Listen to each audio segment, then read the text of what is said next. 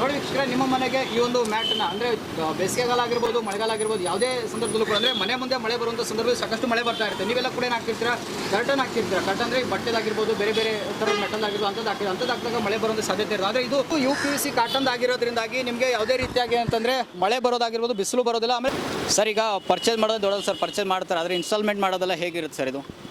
Sir, installation ಎಲ್ಲ free ಇರುತ್ತೆ ನಮ್ಮ ಕಡೆಯಿಂದ. 1 ಇಯರ್ ಫ್ರೀ ಸರ್ವಿಸ್ ಇರುತ್ತೆ. ಮತ್ತು ಇದು ಬಂದು ನಿಮಗೆ 7 to 8 ಇಯರ್ಸ್ ಬರುತ್ತೆ ಸರ್.